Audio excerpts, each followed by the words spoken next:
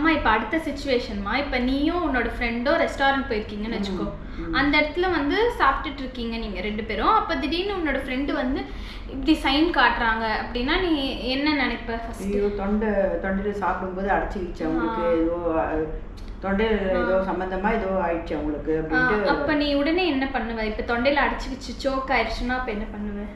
டக்குன்னு அவங்க ரெஸ்டாரண்ட்ல இது கூப்பிட்டு இந்த மாதிரி நீங்கள் கொஞ்சம் அப்படின்ட்டு கூப்பிடுவேன். கரெக்ட். இப்போ வந்து ஆக்சுவலி என்னன்னா, இப்படி ஏதாச்சும் சைன் காட்டினாலும் நீ முதல்ல வந்து அவங்க கிட்ட பேச முடியுமா உங்களால அப்படின்னு வந்து கேளு.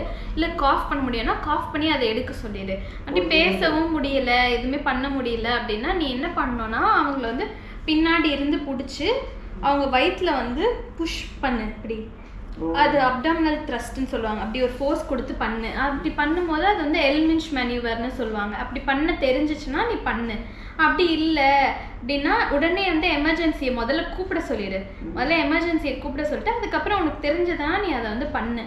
அந்த ஸ்டெப் இது வந்து பெரியவங்களுக்கு வந்து பண்ணுவாங்க. இதே குழந்தைங்க அந்த மாதிரி வந்து இருந்தாங்கன்னா முதுகில் குழந்தைய திருப்பி வச்சு முதுகில் தட்டினா அவங்க தொண்டையில் மாட்டிருக்கிறது வந்து வெளியில் வந்துடும். ஸோ நீங்கள் வந்து ஃபஸ்ட்டு எமர்ஜென்சியில் எப்போவுமே வந்து எமர்ஜென்சி சுச்சுவேஷனில் வந்து ஃபஸ்ட்டு சீன் சேஃப்டி பார்க்கணும். அந்த இடத்துல உங்களுக்கு எந்த ஆபத்தும் இல்லையா, அதுக்கு அடுத்தது வந்து நீங்கள் எமர்ஜென்சியை கூப்பிட்டுருணும்.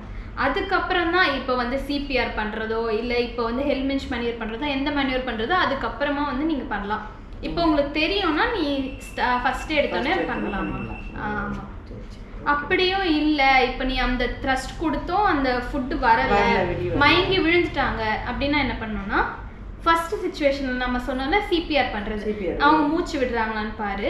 அதுக்கப்புறம் பல்ஸ் இருக்கா அப்படின்னு பார்க்க தெரிஞ்சா பாருங்க, மூச்சு விடுறாங்களான்னு பாருங்க. அப்படி இல்லை அன்கான்ஷியஸாகவே இருக்காங்க அப்படின்னா நீங்கள் உடனே வந்து சிபிஆர் ஸ்டார்ட் பண்ணலாம்.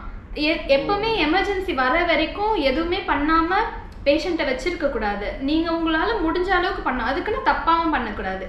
முடிஞ்ச எப்பவுமே வந்து ஒரு பேசிக்கான எமர்ஜென்சி சுச்சுவேஷன் எப்படி ஆக்ட் ஆகணும்ன்றது எல்லாருமே தெரிஞ்சு வச்சுக்கிறது ரொம்ப நல்லது.